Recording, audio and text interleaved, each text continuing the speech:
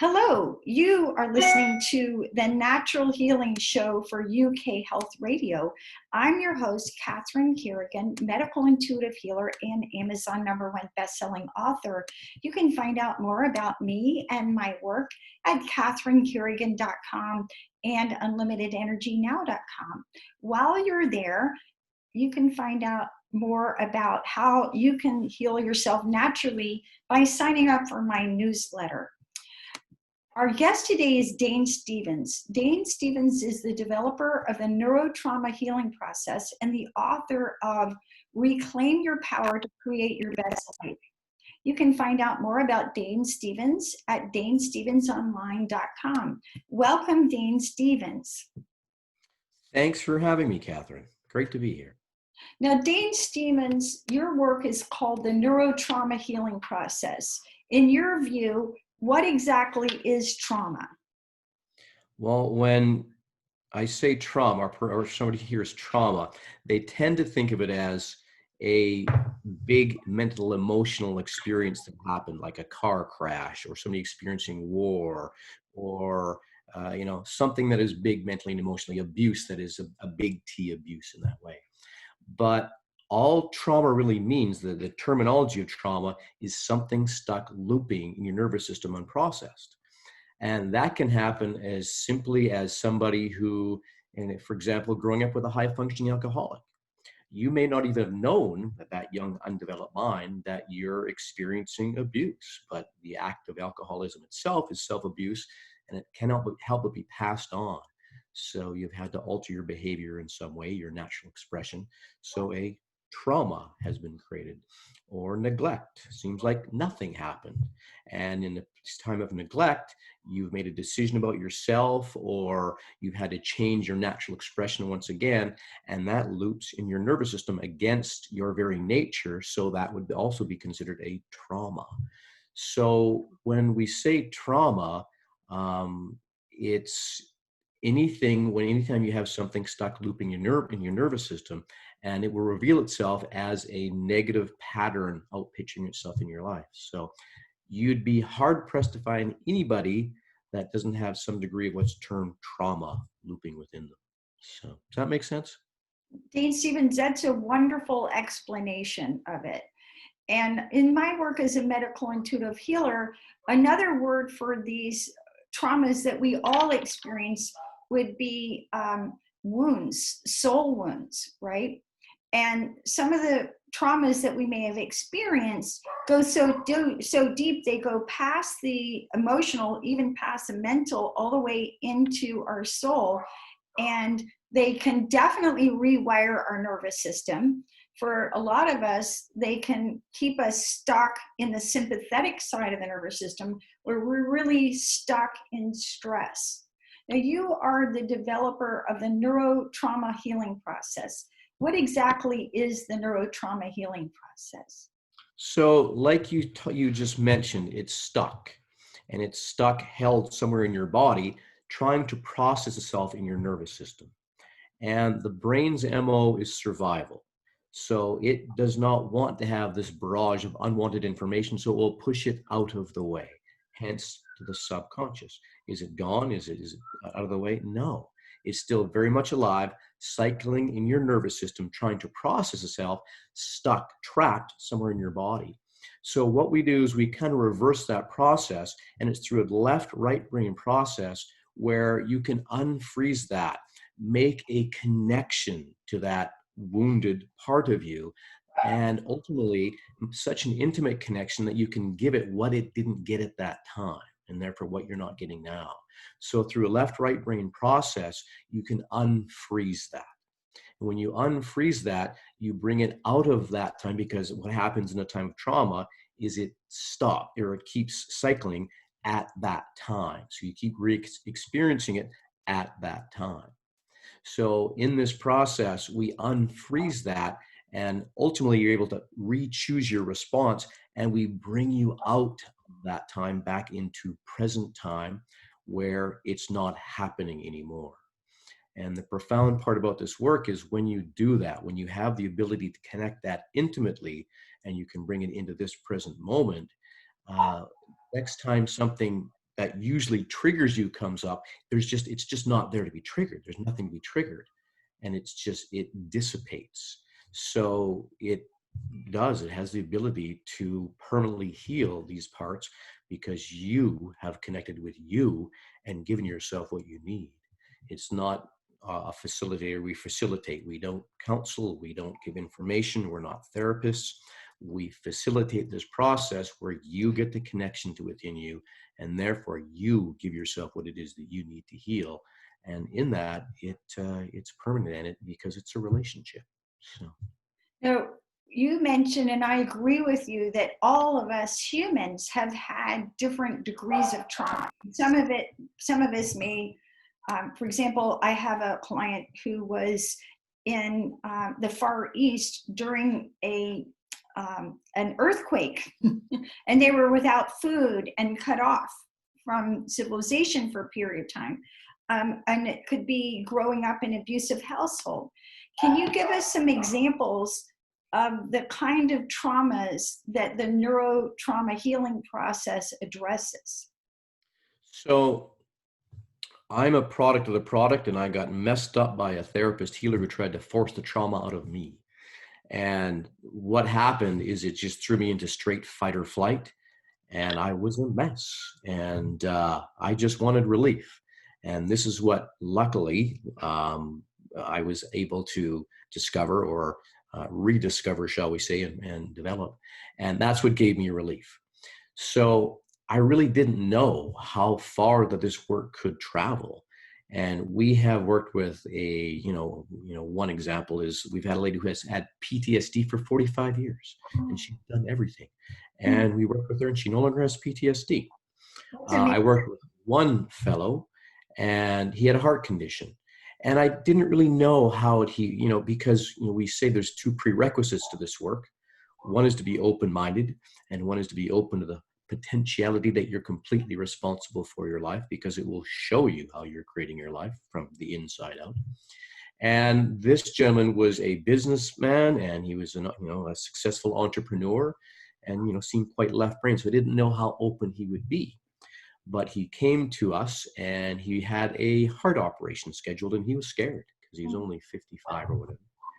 And we worked with him for 2 months, and he never had to have the operation. His heartbeat went back to a normal heart rate. And so there's that. Got many people off medications, anxiety, which is somebody pretty much staying in a relative state or fight or flight in different levels. Many people out of the state of anxiety. Anything from eating disorders to depression and chronic pain. It so many different things. Any negative pattern, I can assure you, you have something stuck looping in your nervous system, and we just help you to process it. It's got very little to do with us, the facilitator. We just show you how you're working and give you access to give yourself what you need. Okay, so I'm going to give an example of trauma, and then we'll talk about triggers, because you mentioned a lot of times we've experienced a trauma, and then there's different things that trigger us. So for example, I had a client years ago who was in a car wreck, and this is something that happens to many, many people.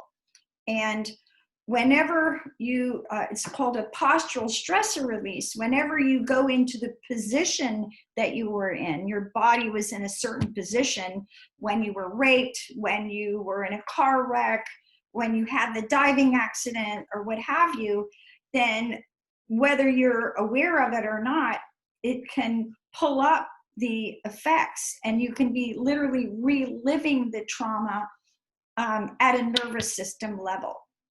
And can you give us some examples for our audience of how they might be triggered in re-experiencing their trauma in everyday life? So in the example that I gave, when my client got into a car and he was in that same position that he was when he was driving, his whole nervous system went into survival mode. It affected his heart, affected his whole physiology. So can you give us some examples of how we might be triggered in our day-to-day life, even when we're not in that effect of trauma in that moment? And like you said, that person went back to that posture. and automatically they were triggered. The synapses fired in their brain and they're right back at that accident.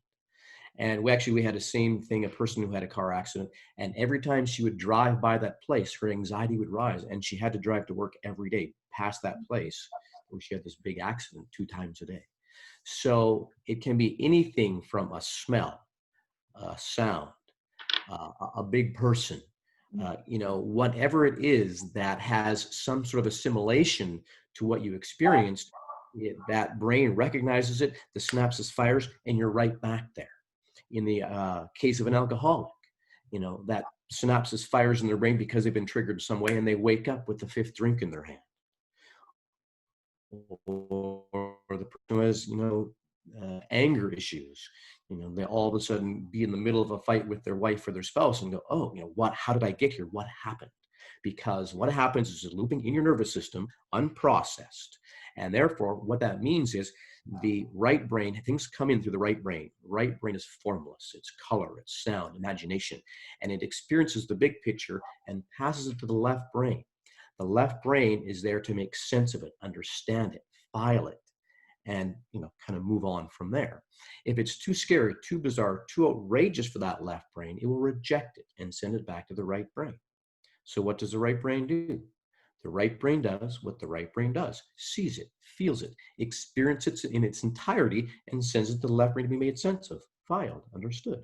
And if it's still too scary, too outrageous, too overwhelming, the left brain rejects it, and that cycle has begun.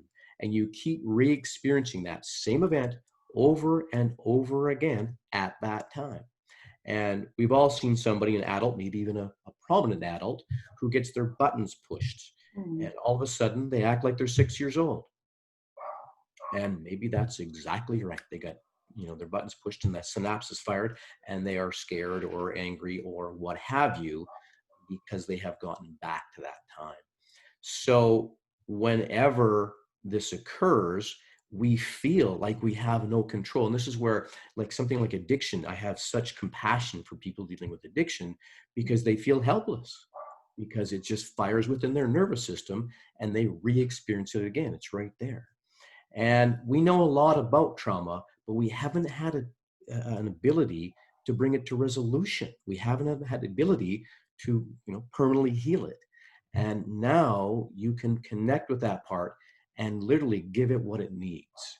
So I want to be clear about one thing, though, that this is not a quick fix. It's a relationship. And like any relationship, it takes time and it takes effort.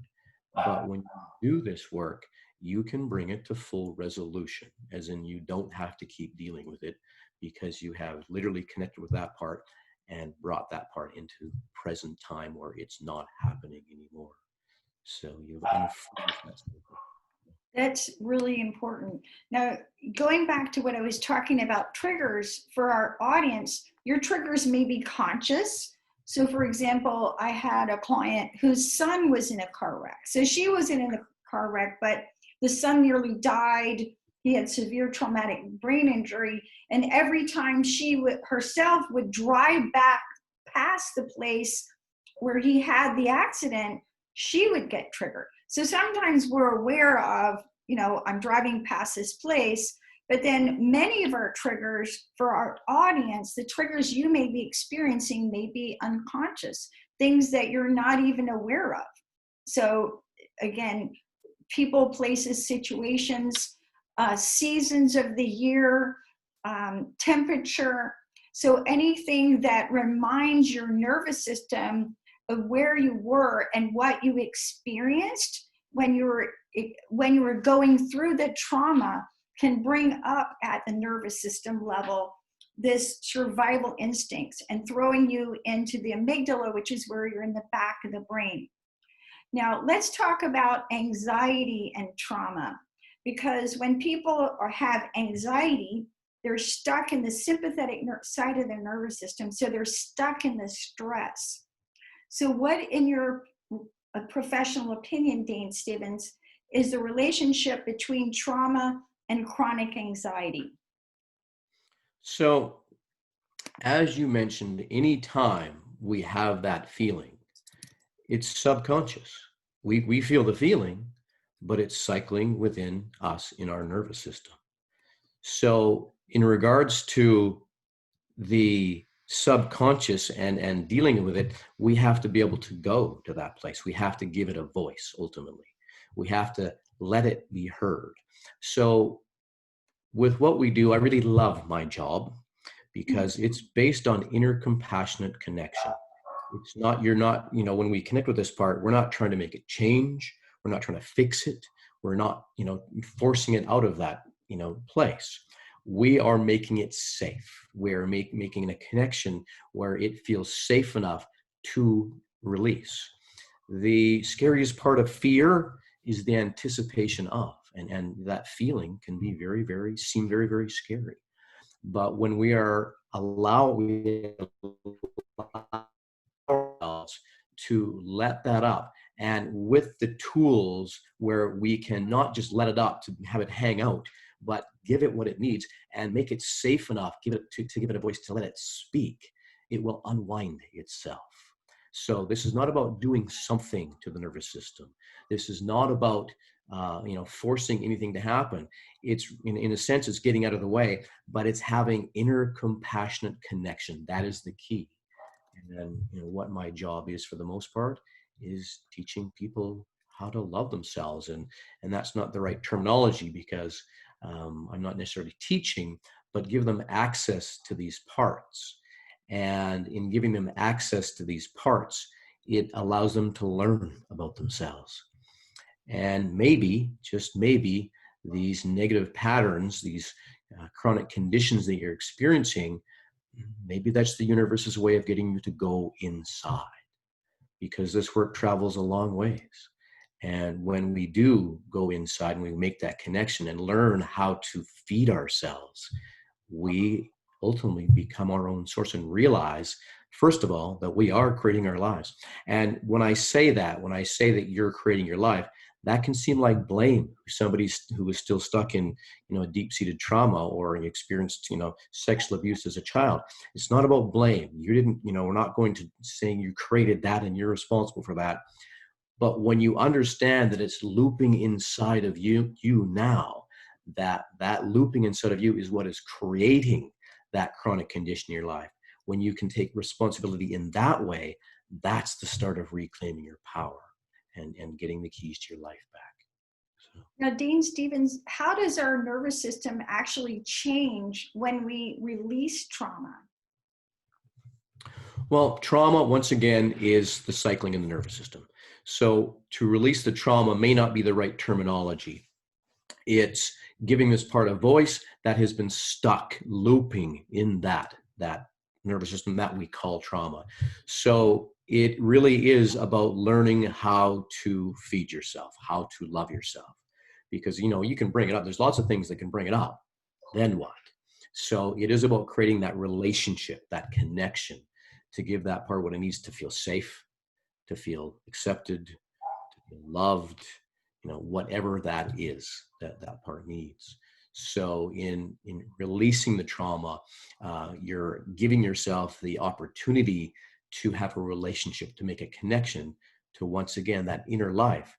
And that travels a long ways. When I first started this work, it was because out of necessity, because I was totally messed up and in fight or flight pretty much full time.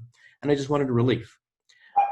What happened when I did this work and the trauma stopped looping, those tapes stopped looping in my nervous system, first slowed down and then completely stopped, it made space in me. So when we do this work, it makes space in us, and that space equals peace. So when we have that peace, when we have that space, what I discovered, unbeknownst to myself, and shockingly so, is it gets filled with what I'll call higher consciousness, or our authentic self.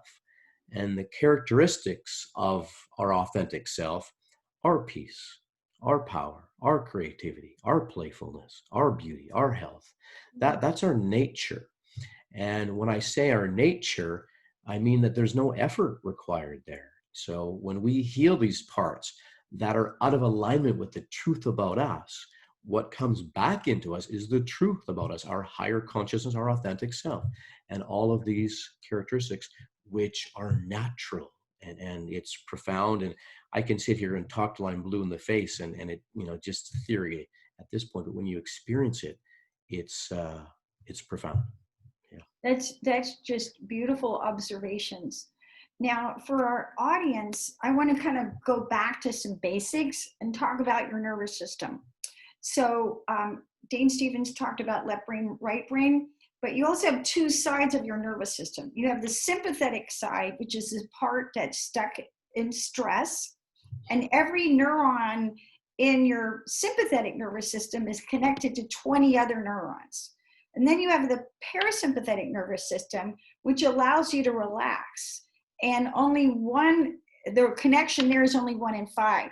So in your parasympathetic nervous system, every neuron is only connected to 5 other neurons. So basically, you are programmed to survive, not to relax. And so that's why we need to make a conscious effort to relax through prayer, meditation, yoga, tai chi, qigong, etc. But when you are stuck in trauma, from my experience as a medical intuitive, you're stuck in the sympathetic side. And when you're stuck in the sympathetic side of the nervous system, you're constantly pouring out your stress hormones, cortisol and adrenaline, and that lowers your thyroid function, it exhausts you, it destroys your metabolism. So Dane Stevens, what is your observation of the relationship between trauma and exhaustion? So when we're constantly stuck in the sympathetic side of the nervous system, as you rightly described, stuck in these loops, these trauma loops, how does that affect our personal energy? So, like you say, it's exhausting. I mean, that's pretty much a good indication. And when your nervous system is continually looping, trying to process this from a sympathetic to the parasympathetic, and it's not being successful, you're creating more of that, once again, that fight or flight cortisone and that fight or flight, the adrenaline, and you stay in that revved up system. And, I experienced that, and it was hell. It was horrible. And people live in that state, which unfortunately is why the medical system is so, I don't want to say successful, but so many people take medications to try and deal with this, but it's just covering it up. It's not healing it. It's not bringing it to resolution. So the only way to heal that is yes, to go into it. And that sounds like a scary thing. But that's where you're going to get healing, not coping with it, not trying to overcome it or blow through it, and not compensating for it, but to bring it to full resolution. So it's not any surprise at all that there's so many people exhausted, because so many people live in this fight or flight mode.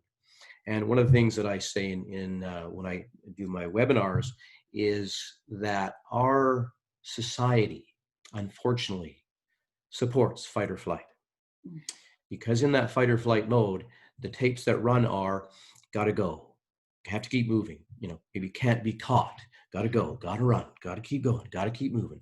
And as long as those tapes are running inside of you, that's going to be how you're going to be in your world. So somebody like that will end up pushing themselves further than other people will be willing to, or even can. An example of that, it might be somebody in the corporate world who puts in insane working hours and drives himself to the top of the corporate ladder.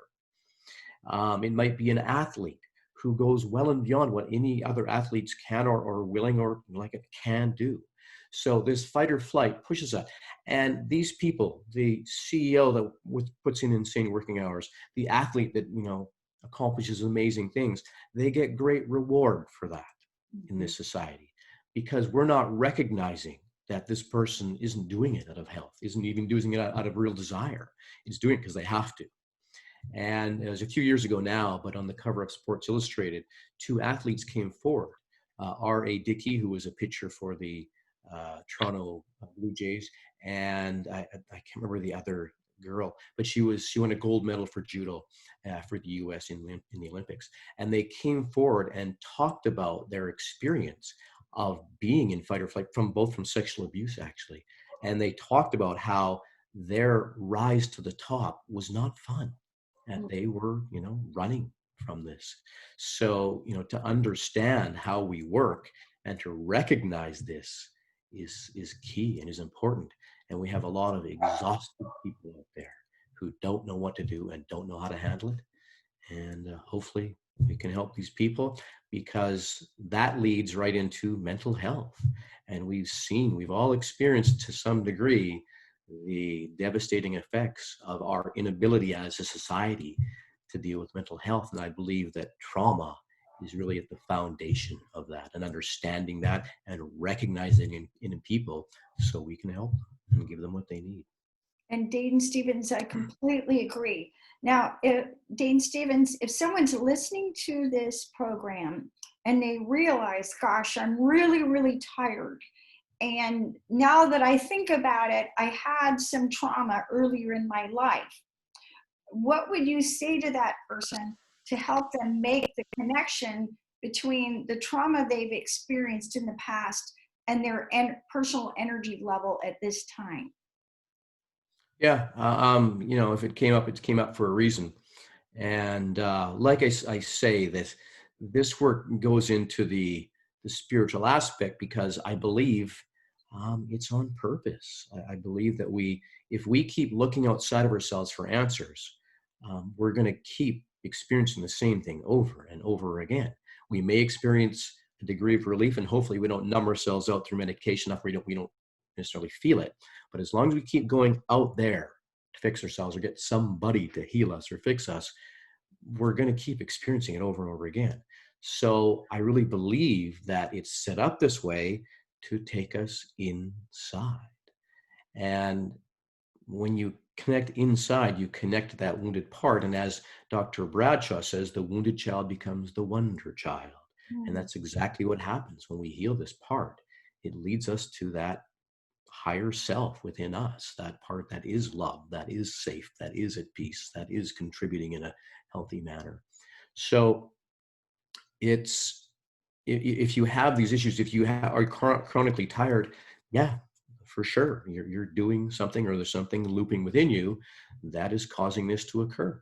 And if you aren't able to handle it on your own, then I can pretty much assure you, you have something stuck looping in your nervous system, unprocessed, and you need to go inside for that. So if you're chronically tired, first of all, be good to yourself, and do not try to force yourself. Listen to your body. You mentioned earlier, Catherine, that the body holds this stuff, and your body is intelligence. It's not just intelligent, it is intelligence. So it will even remember the day. I'm sure people who have had people close to them pass, and your body, you'll feel sad or bad, and it's like, why do I feel this way? And and a lot of times, or I've heard a lot, that it's the same day that somebody close to you passed. Your body is memory, and it holds within it everything that's ever happened to you in this lifetime and beyond. So, to get in tune with that intelligence and to bring all of that into alignment, into the present moment where your power only always ever is, I believe is kind of the game we're playing. That's our evolution, to come into this present moment and back into our power. Beautiful observations. Now, one of my 10 books is called Unlimited Energy Now, and it's all about how to get out of adrenal burnout and restore your personal energy. And bluntly, you cannot get out of adrenal burnout as long as your nervous system is stuck in the trauma.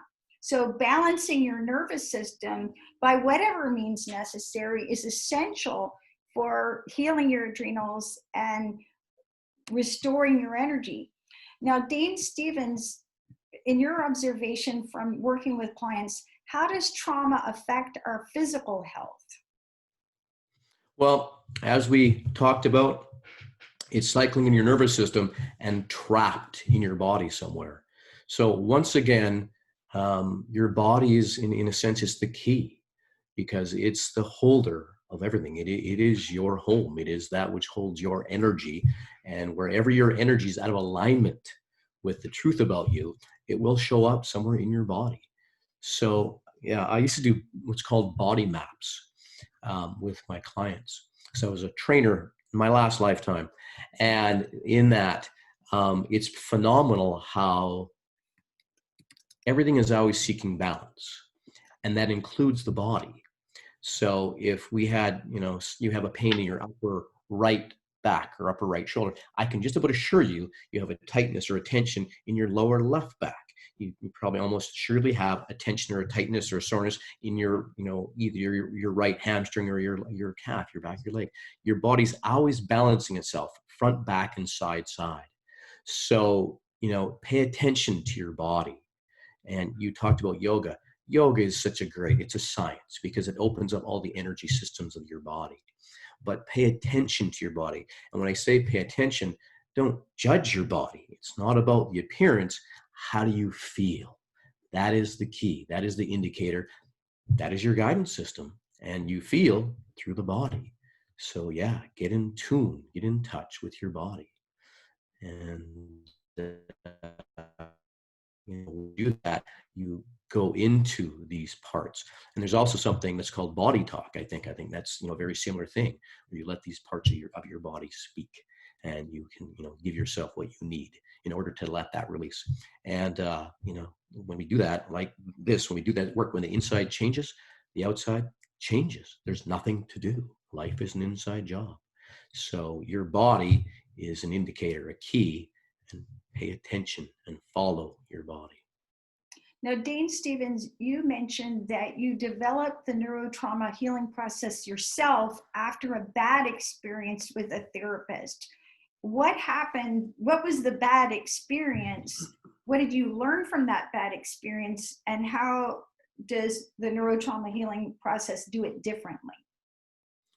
So when I went to this therapist, I was actually doing quite well in my life. I had a training coaching company, great clients and contracts, had wonderful employees making good money, traveling, living in a beautiful place off the ocean, and driving the vehicle of choice, all that stuff. Everything was right where I wanted it to be, except for my relationships. And because I kept sabotaging, destroying my relationships, and immediately seeking intimacy elsewhere, it became such a clear pattern. I went, oh, there's something here, and it's, I keep experiencing it. So it's obviously with me, which made me question if I had dealt with the childhood sexual abuse experience that had come with me in years earlier. So I knew how to look at it. So I went to some groups, and that didn't quite resonate with me, and did a bunch of different counseling, Gestalt and talk and EMDR. And so nothing seemed to quite work for me. And I was referred to this therapist healer. She came highly recommended. So I went to her, and she assessed me and said I circled my lower chakras, which made sense for what I was dealing with. And a number of sessions in, she wasn't cheap, but she asked me if I wanted to go for a home run, and as in force the trauma out. And I had no idea of trauma at that time, and I knew a bit about energy, but not anything like trauma or how it worked. So I said, sure, unwittingly, unknowingly. And she proceeded to try to force the trauma out of me. And she did say, when this breaks, stuff's going to happen. But I was in such a solid place in my life at that point. I had a very solid spiritual practice and felt really good. And I didn't even think about being, thrown under the bus or thrown off the tracks. I just didn't think that was even possible at that point. And I can remember very vividly to this moment that when that circ did break, she had me twisted in some different position on the bed and tell me to go there. And I was so out in the ozone that I literally couldn't even tell which way was up. And when I came off the table, I felt fearful. I felt scared. I felt jittery for no apparent reason. And I just assumed that it was just a passing thing, and I would be fine, and it would, go away, and things would come back to normal. But it didn't. This fear, what I now know as fight or flight, continued to pulse through me, and I felt like I was plugged into an electric outlet, and I was just jittery, and I couldn't handle it. It was just too much for me, and I felt completely unstable. The inside being the credit of the outside, I started to lose everything. My world just started to crumble around me, and I lost everything. Wasn't a millionaire, but I had some money. But within 18 months, I kept seeing her until I ran out of money, and then she stopped seeing me. But I think a lot of that also was because she didn't know how to fix this, and I was just out of control. And so I went to mad search. I lost everything within 18 months. Within 3 years, I was homeless, and I was on a mad search to figure out what the hell happened to me, how to get my life back. And it Mm. took me 5 years to find somebody who could tell me what happened. Ironically enough, Hazel could tell me because she had the same thing happen to her. And now she's a trauma specialist. So it's just our path, apparently. But anyway, and that's how that happened. And that's how I experienced living in the state of fight or flight for a number of years. So. Right. And, that's a very interesting story. And I'm really sorry that you went through that. I have 27 years full-time experience in natural healing as a medical intuitive healer. And it's my observation that you can't release trauma until you have the inner resources to actually cope with it. And I think that if you're listening to this broadcast, if you're working with any practitioner, that practitioner needs to have the tools where they can ask at a very deep level, physically, energetically, emotionally, mentally, spiritually, whether you're even prepared to deal with trauma, right? And it may be that you need to develop, stronger inner resources before you can even address that issue. And Dane Stevens, your story is a great example of why it can be a very bad idea to try to force trauma out of your mind-body system. And, one of the things I'm always talking to people about when you do have trauma is you have to, as you said, you have to create a safe space, right? Within yourself, with the practitioner, even in the healing environment, the healing room. Trust is key. Yeah. Yeah. And right. And then you have to, check. You may only be able to release a little ounce of it, right? But why, in your professional opinion, is it a very bad idea to try and force trauma out of the mind-body system? Oh, it's exactly what you don't want to do. I think that was probably the biggest trauma that I experienced my whole life was, trying to be healed of trauma. So no, inner compassionate connection is the key. Trying to force the trauma out is kind of like trying to end war with war. It can't work. You can't do that. It's not possible. You're trying to force something out with force or trying to, end a trauma with more trauma. So you need to have inner compassionate connection. And when we work with people, we're on the clock of that inner self, that wounded self. They're in charge. We tell them, tell the client, and we let that child know you don't have to do anything you don't want to do. Okay? You're safe here. We're on your side, and what do you need? What do you want? It's not. We don't come from here. Come from the idea, the limited perspective of the thinking mind. When you connect with this part, when you connect with this wounded part within you, you're on their clock. Right. And this is, that's for a lot of people, they have to show up for themselves, which is sometimes why a person needs the facilitator, because they can't show up for themselves and can't give themselves. So this shows them compassion towards themselves and allows them to experience that compassion and that part. And maybe that you as a child growing up, weren't, first of all, able to ask for what you wanted, and you definitely never got it. So when you are able to connect with this inner life and ask this part what it wants and needs, a lot of times it's not used to that at all. And it's like, nothing. And so you let it know that it's now safe and good to ask for what you want or need. And whatever they want or need, you give it to them, because they don't want millions of dollars and yachts and trips around the world. They want you. And when you can give them what they need, whether it be a walk in the park, whether it be a nap, whether it be a bubble bath, whatever that is, you have no idea what that does to that life inside of you, and therefore how the effect it has in your life. It's profound. That's the start of you coming out, letting who you really are come forth, because this wounded part is a block that is stopping you, but you don't force through that block. You learn how to love that block. And that energy then becomes usable and is going forth as the truth about you, more of who you really are as it becomes healed. Beautiful observation. And for our audience, I want to share my own personal story, similar to Dane Stevens, but different. I didn't lose anything, but I'll tell this story briefly. So years ago, I was actually studying healing, and the person instructing said, hey, can I have a volunteer? Well, I knew at the time that I didn't like sitting in a chair, right? I didn't know why I didn't like sitting in a chair, but I just didn't. And sitting, we all know sitting's bad for you, but any rate, so I volunteered. And so I volunteered for this healing. And what it brought, it literally put my entire nervous system back into the trauma. And I literally relived the panic. And what happened was, when I was a young woman, as a teenager, I was in a science program for the best science students in my city. I grew up in Savannah, Georgia.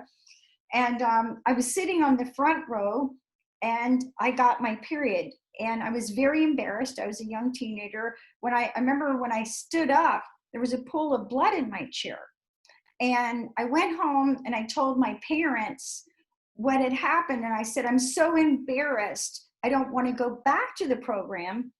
And my parents, for whatever reason, rather than reasoning with me or being compassionate, they ended up beating me up.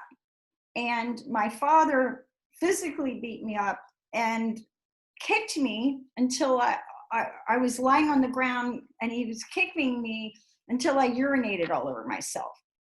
So when I experienced this healing, I literally went into that full-blown panic attack. So going back to what we were talking about, whenever you work on releasing trauma, you have to make sure that you, the person, are ready, willing, and able, and have all the inner resources in order to release that trauma without trauma. So you don't put your nervous system back into reliving the panic, the fear, and the and the complete overwhelm. So in your experience helping people release trauma, which is such important work, Dane Stevens, what sort of safety measures do people need around the whole experience in order to create that space, that healing space, so they can release the trauma without reliving it? So I have to say that putting this book out was a challenge in itself. Mm-hmm. Because I don't want to open somebody up and have them not know what to do with it, and also not get the results. So safety is key, especially for me, for what I went through. Safety is number one. It has to be. So to put the book out, it took me a long time because it has the process in it, because it kind of has to, and I know people are going to use it. If somebody is dealing with a deep-seated trauma, we tell them, you need to work with a facilitator. And that's, most people are going to need to work with a facilitator in the start anyway. So what that does is you're working with people who have done their work, who understand the workings of the subconscious mind. And the whole thing is to build trust, is build relationship. That's the foundation. And that really is the foundation of the work, is knowing how to connect to that life within you in a safe and gentle manner, and creating the level of trust required, the level of safety required for them to speak, for that to unfreeze, and for that to slowly come back into this present moment. So, if you're dealing with chronic smoking, might be a little bit different than somebody dealing with a sexual abuse issue, and it will work in either way. But if you are dealing with a deep-seated trauma, for sure you're going to need to work with a facilitator. So and when you work with a facilitator, interview them, make sure you feel safe with them, and in that make sure it's a match, and make sure that it's about safety, and it's not something about let's overcome it. don't do that. It's trauma. It's about an inner connection and relationship. So, just be gentle with yourself and make sure whoever you're working with is gentle with you. So, I completely agree. So, Dane Stevens, thank you for sharing your wonderful work about healing trauma. Any final thoughts for our audience? um, just to understand that this can seem very scary and daunting. And I think a lot of it is because we've had a lot of information around trauma, but we haven't had anything to bring it to resolution with certainty. So I just really encourage you to embark on your work and understand that it's not about staying in healing, that this work travels a long ways, and it will bring you to the point of back to your nature of peace, of power, of creativity, of beauty, of abundance, all those things. That's your nature. So, understand that doing this work really, it opens you up to, such a beautiful place where you get to live a life that you love to live, to be who you really are. So just know that you are supported. You do not have to stay in this place of fight or flight or this chronic condition or depression, whatever it is, that you can come through that. It takes time and effort because it's a relationship, but it doesn't take that long. It doesn't take that much time. It takes a commitment to interconnection. And the results that you will experience are phenomenal, and you deserve it, and you can do it. You've been listening to the Natural Healing Show for UK Health Radio. I'm your host, Catherine Carrigan, medical intuitive healer and Amazon #1 bestselling author. You can find out more about me and my work at catherinecarrigan.com and unlimitedenergynow.com. While you're there, definitely sign up for my newsletter so you can learn even more about how you can heal yourself naturally. Our guest today has been Dane Stevens, developer of the Neuro Trauma Healing process and author of Reclaim Your Power to Create Your Best Life. Visit his website at danestevensonline.com. And remember, when you gently, compassionately, slowly, and safely release trauma, natural healing occurs. Thanks so much for listening, and we'll see you next time.